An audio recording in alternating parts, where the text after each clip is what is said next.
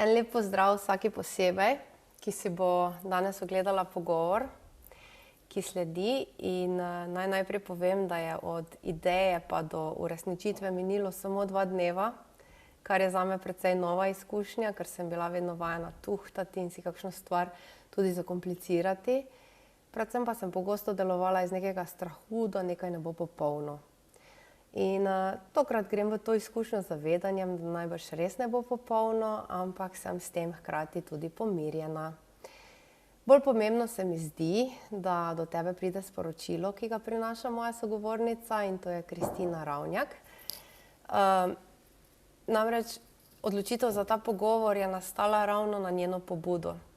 Kristina je komentirala eno od mojih objav, ki govori o tem, kako se mame puščamo na cedilu, si ne namenimo dovolj skrbi zase in se postavljamo na drugo mesto, se pravi, potrebe drugih dajemo pred svoje potrebe. In napisala mi je, da ima zgodbo o tem, v kaj lahko vodi postavljanja sebe na zadnje mesto, in da jo je pripravljena deliti tudi z ostalimi. Kristina, dobrodošla. Hvala lepa. Zelo me veseli, da si se tako pogumno ponudila, da podeliš svojo zgodbo z mojimi sledilkami. In midve se še ne poznava dolgo. Nekaj sem sicer o tebi zdaj v tem kratkem času že izvedela, ampak vseeno te za začetek povabim, da se sama predstaviš. Kdo si torej ti, Kristina?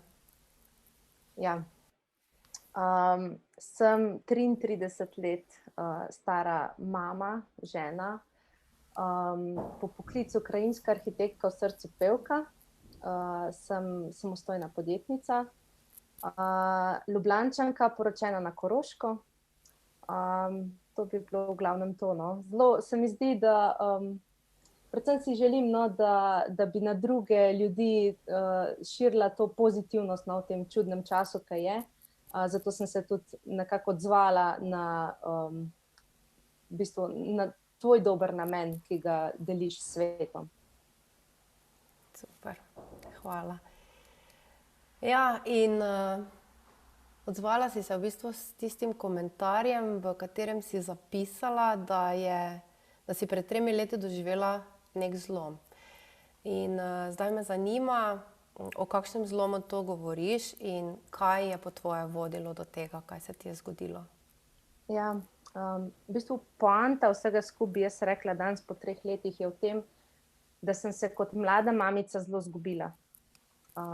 Tako se mi zdi, da sem celo življenje prej vedela, kaj si želim od življenja. Sem v bistvu na faksu mi je dobro šlo, vse, a ne, je nekako šlo po planu. No, kdaj pa kdaj, mislim, kakšna stvar te v življenju sigurno preseneti, ne moreš vsega predvideti. In predvsem je pomembno, da najdeš tisto dobro iz vsake izkušnje, no. To je pa ful težko. To je pa res zelo težko, no. No, in če nadaljujem s tem, da v bistvu sem bila kot mlada mamica zelo izgubljena, v bistvu sem iskala eno potrditev, da mi gre dobro, čeprav je šlo vse narobe. In ne vem, a te potrditve od drugih ljudi nisem slišala ali preprosto ni bilo. V glavnem, jaz sem se počutila, že v bistvu začelo se je s tem, da je bil prvi porod končan z nujnim carskim rezom. In nekako se mi je zdelo, to pač ni mi uspelo, ne, pač nisem mogla naravno roditi in kaj je z mano narobe. Pol recimo dojenje ni steklo, že pri prvem otroku sem imela zelo velike težave, mastitis, pač je bilo zelo naporno. Hkrati sem si pa želela končati študij. Nisem bila zares izpolnjena v tej vlogi mame, nisem se ji prepustila takrat, ko je bil čas za to. In ko je prišel drugi porod, sem nekako po 2 letih, no, sem se v bistvu psihično in fizično res pripravila na ta drugi porod, ki je potekal vse gladko. Imela sem pripravljen porodni načrt, imela sem spremljevalko, ne moža, ker sem si to pač želela. No in drugi porod se je končal vaginalno. V bistvu sem tudi sama sebi nekako dokazala, ali kako ne rečem, da zmorem, tudi če nisem dobila tiste potrditve od drugih, ali pač, predvsem tu lahko rečem, da sem na nek način ves čas pogrešala stik z mojo mamo. Ker to po mojem je nekako naravno, da pač, ko postanemo mame, se ta zveza s starši ali pa predvsem z mamo na nek način čist predrugači. Ne vem, bodo tudi druge same pri sebi mogoče ugotavljale, pač kaj je tisto, kar res potrebujejo in do česar mogoče niti ne morejo priti zaradi takšnih in drugačnih razlogov, a ne. Tako da, ja, moj zlom je pol prišel toliko daleč, pač jaz si nisem dovolila, da bi bila res samo mama v tistem obdobju, ampak pač, kakor sem že prej rekla, sem hotela zaključiti študij, mož je bil veliko odsoten zaradi dela, in nekako nisem tekom dni poskrbela za svoje osnovne življenjske potrebe. Se pravi, spanje vemo, da je zelo velik izziv, ko imaš majhnega dojenčka, in če se ponoči ne naspiš, potem moraš to nekako nadoknaditi in jaz tega pač sem rekla, ne, pač hočem podnevi, pač takrat, ko je otrok spal, sem jaz pač postorila s to in drugo stvar, ki je prej nisem mogla, ne, namesto da bi šla počivat. No, in dejansko je pripeljalo toliko daleč, da se je potem temu, da dejansko nisem več zmogla spati. Tudi takrat, ko sem želela ponoči spati, nisem več, možgani so samo še delali, samo še mleli, kaj še lahko naredim. Tako da v bistvu najprej polagam na srce vsem mamicam, ki so v taki situaciji, da poskrbijo za svoje fiziološke potrebe, se pravi spanje, dobra hrana, kakšno minimalno gibanje, toliko, da se malo zadihaš, da malo prideš k sebi. Dajte telefon stran v nekem določenem obdobju dneva. Tako, no, take malenkosti, ki lahko veliko prinesejo, da se v bistvu mi kot telo in kot duša pač počutimo boljše. No, in ker sama tega takrat nisem zmogla, se je nespanje ponoči, recimo 14 dni recimo nisem spala, ali pa 3 tedne nisem spala praktično nič, niti nimam več občutka, kaj se je takrat zares dogajalo. Prišlo je do tega, da sem izgubila stik sama s sabo, z realnostjo okrog sebe in bila sprejeta v psihiatrično bolnico z diagnozo shizofreniji podobna psihotična motnja, v bistvu ena vrsta psihoze, no. Jaz danes gledam na to, kot da je to bila pač ena od psihoz, ki so povezane z materinstvom, noben zdravnik mi tega ni sicer potrdil. Danes po 3 letih pač sem končno opustila zdravila. Takrat sem jih nujno potrebovala. Potrebovala sem to, da so me sprejeli v bolnico. Takrat je moja zlata tašča poskrbela za otroka, 5-mesečnika in takrat 2 let starega prvorojenca. Tako da to niso heci, no. Je kar resna zadeva, no. Ja, in v bistvu je bila to tvoja bolezen, slišim, da res ni bil hec in ni bilo enostavno in da je bila to res za tebe neke vrste prelomna točka, po kateri seveda si mogla najprej tudi fizično pomoč, ne. Ampak poleg tega, da si se zdravila, zaradi nje si pa potem delala tudi neke druge spremembe v svojem življenju in se predvsem marsičesa verjetno naučila kot človek, kot ženska, kot mama. Nam lahko poveš še nekaj več o tem, prosim? Ja, v bistvu zdaj po 3 letih najprej je trajalo, bila sem kakih 14 dni na zaprtem oddelku, potem so me čez vikend tudi pustili domov, hospitalizirana sem bila v Ljubljani, doma sem pa na Koroškem, blizu Slovenj Gradca. Tako da takrat sem šla čez vikend večkrat z možem domov. Spomnim se, da v bistvu prvi vikend je bila velika noč, ko sem bila doma in v bistvu jaz sem imela v psihotičnem stanju religiozne blodnje, kot se temu uradno reče. In v bistvu sem cel ta čas do danes nekako vedno znova vrednotila, kaj je res, kaj ni res, kje je zdaj moje mesto ali pa koliko si želim prakticirati res vero. Ker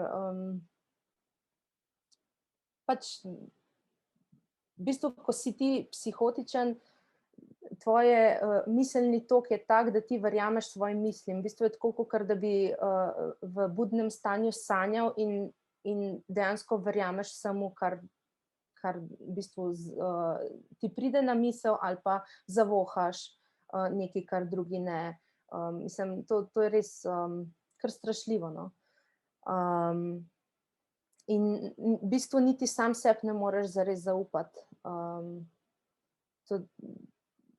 V bistvu si nevaren sebi in drugim, no, zato je pol tudi potrebna hospitalizacija,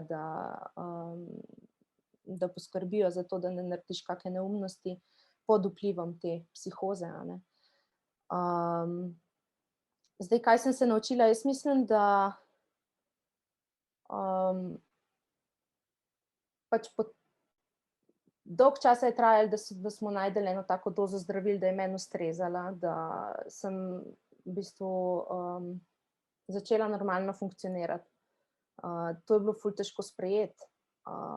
Jaz sem pevka, ne, pela sem na enem, v bistvu dosti nastopov sem odpovedala, ker preprosto nisem zmogla, čeprav sem mislila, da bom lahko.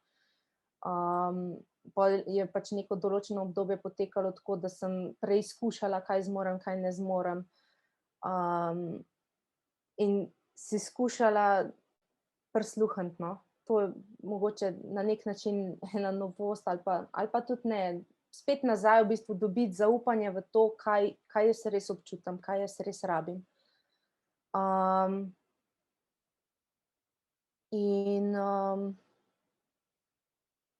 Ja, v bistvu spremembe delamo vsi postopoma.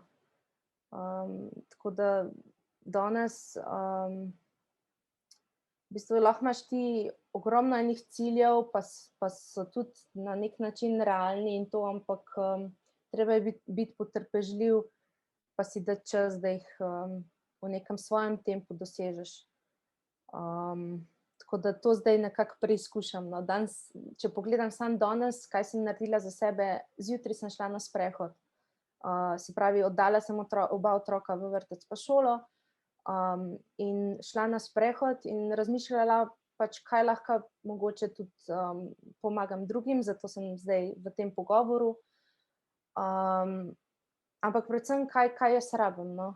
In ful se veselim vikenda, veselim se novih priložnosti, ki me čakajo. Tako, no, pogledati na svet kljub vsemu z neke take perspektive, kaj pa je možno. Kako je lahko ena taka izkušnja, kakor je pa pač moja bolezen ali pa smrt očeta pri mojih 21 letih, ali pa druge težke stvari, ki se nam v življenju zgodijo, na kak način je to lahko dobro, a ne. Ampak vem, to je zelo, zelo težko. Ja, ti si na svoji koži preizkusila, kako težko je to, ne. Ampak veš, jaz ko te tako poslušam, recimo razmišljam, marsikdo nima tako težkih izkušenj za sabo, recimo, ne, kot si zdaj rekla, smrt očeta, bolezen, zaradi katere si mogla res biti hospitalizirana, ker si bila grožnja za vse okrog sebe in zase, za otroke, mislim, imela si otroke že takrat, ne. Pa kljub vsemu ne zmoremo najti tiste moči, ali mora človek res pasti tako globoko v tako brezno, da ga potem to potegne nekako spet ven, ali to bi se dalo filozofirati in razpravljati, ne. Ampak me pa zdaj vseeno še zanima, okej, šla si po pomoč k zdravniku, sprejela si zdravila, dovolila si podporo od tašče, od bližnjih. Ja, pač drugega mi ni preostalo Ja, toliko časa, a ne, sem v bistvu bila prepričana, da zmorem ali pa pač, da si ne želim, da mi drugi pomagajo. Hkrati sem pa bila v bistvu neke pomoči, pač je bila nujno potrebna, zato ker nisem več poskrbela za spanje, za hrano in tako naprej. A ne. ja. In zdaj pač sklepam, da si potem tudi neke majhne prakse počasi začela uvajati, kot si rekla, ki jih še vedno izvajaš, kot je Ja. sprehod, vem, da tudi pišeš dnevnik, ne? Ja, tako je. Verjetno je še kaj takega, ne vem, si brala, kaj si zmogla to recimo, ali kje si še recimo nabirala neko znanje, informacije, da si se opolnomočila, to me zanima. Kaj Ja, ti v je še bistvu, pomagalo? jaz sem članica, sicer zdaj že 2-krat nisem bila na teh srečanjih, ker časovno ni zneslo, sem imela druge stvari, ampak sem vsa ta 3 leta oziroma mislim, da dobri 2 leti je, no, odkar je ta skupina bila ustanovljena. Pač pri prvi psihiatrinji v Ljubljani je na njeno pobudo bila ustanovljena skupina ljudi s podobno izkušnjo. In zdaj imamo srečanja na 14 dni preko Zooma. In v bistvu sem ena redkih, no, ki sem zdaj brez zdravil, recimo, a ne. Marsikdo zdravila nujno potrebuje in ni s tem tudi nič narobe. Dajmo razbijati tabuje. Tako da sem, se pravi, poskrbela za to, da sem bila v družbi podobno mislečih ali pa pač tako, da vidiš, da nisi sam, edini na svetu, ki se ti je pač to zgodilo. Pol hodim tudi k psihologinji vsake toliko po potrebi. Spremljam takšne ljudi, kot si ti recimo, pač tudi če usput vidiš eno tako pozitivno misel ali pa pač nekaj dobronamernega, ti lahko pride prav, no. Ni pa treba s tem pretiravati. Predvsem bi rekla tu, da je treba se naučiti poslušati sebe. Pri tem lahko dnevnik ogromno pomaga. Pa seveda ustvariti si krog ljudi, od katerih čutiš podporo. Če te nekdo ne podpira, ne vem, nekdo pač, jaz imam popolno podporo svojega partnerja oziroma moža, neka mlada mamica pa lahko da tega nima, a ne, in to je pol nujno na njenem seznamu, da si mora poiskati ljudi, ki jo bojo podprli, a ne. Lahko je to prijateljica, lahko je to, ne vem, itd., ne, imamo ogromno možnosti. Jaz verjamem, da smo ljudje taka bitja, da smo si pripravljeni med seboj pomagati, a ne. Zdaj, tudi sama sem se za tale pogovor skozi spraševala, pa zakaj ti to sploh delaš? Kaj imaš ti od tega? Pa tako, sem ti prej zaupala, ko sva začeli, a ne, pač v bistvu jaz to jemljem kot en trening, zato da lahko mogoče svoje misli do ljudi nekako jasno skomuniciram. Predvsem pa si želim, no, da se to ne bi dogajalo drugim mamam, no. Da bi se znale prej ustaviti, da bi si znale prej poiskati pomoč. Danes pač tudi na psihiatričnih oddelkih pa vsepovsod, a ne, slišimo, da je zdravstveni sistem pred zlomom ali pa že globoko v tem. Ne vem, dajmo si upati najti rešitve. No, to. Ja, veš, kaj še meni ful odzvanja to, ne, ko si rekla, sem pevka po srcu in tudi s tem se mi zdi ful pomembno, da znamo vedeti, kaj so naše strasti in jih ohranjati, ne, ali pa živeti, ali kako bi se temu reklo. Da imaš skozi tudi neke take stvari, ki te ženejo tudi izven materinstva, recimo, ne, ženejo naprej in pač to je, kar si rekla, skupnost. Porodniška, to bi rada še povedala zelo jasno. Porodniško imate punce zato, da se posvetite sebi in otroku. Še prehitro bo minila. In takrat, ko bo šlo proti koncu porodniškega dopusta, bo čas za to, da boste spet razmišljali, kaj bi pa vi v življenju počele za denar ali pa karkoli takega, a ne. Dajte vzeti porodniško kot eno priložnost za to, da se najdete, no. Ta stik z otrokom. Jaz danes res uživam kot mama, pač, pa v bistvu mi je bilo to zelo neznano, no. Če se spomnim sebe, ko sem prinesla tisto malo prvo štručko domov, jaz sem bila prepričana, da nisem dovolj dobra mama in da bi bilo boljše za tega otroka, da ga nekdo drug dobi.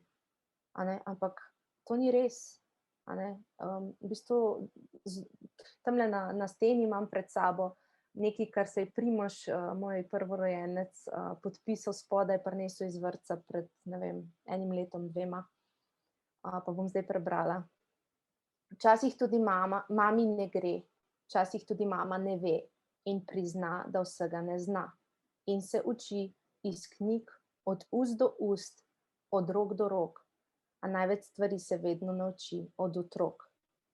In verjamem, da vam je bil otrok v življenje poslan, sprejmite ga kot darilo, ker to je, zato, da vas nauči mogoče tudi ljubezni do sebe. Ful lepo. Mene te stvari tako ganejo, veš.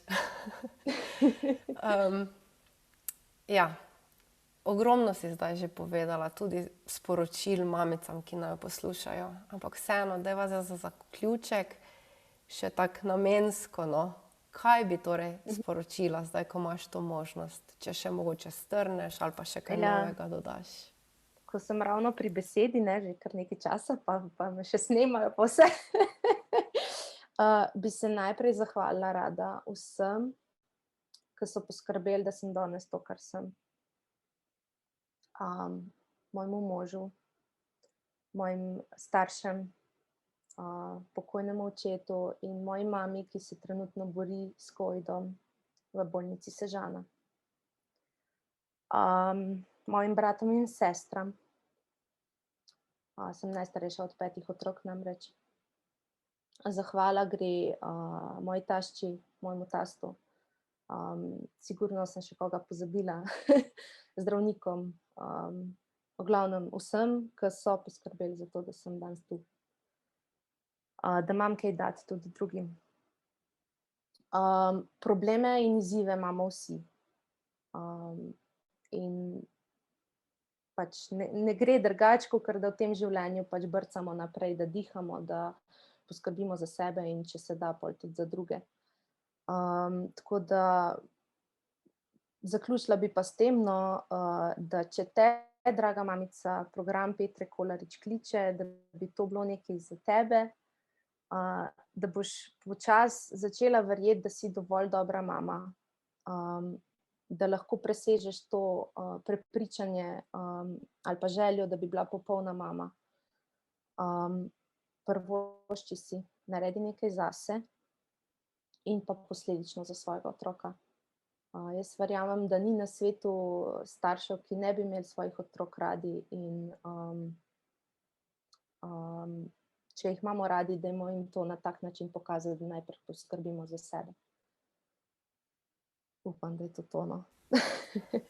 Ja, najlepša hvala. Mislim, tudi za to povabilo. Jaz zdaj skoraj ne rabim več nič na koncu povedati, ne?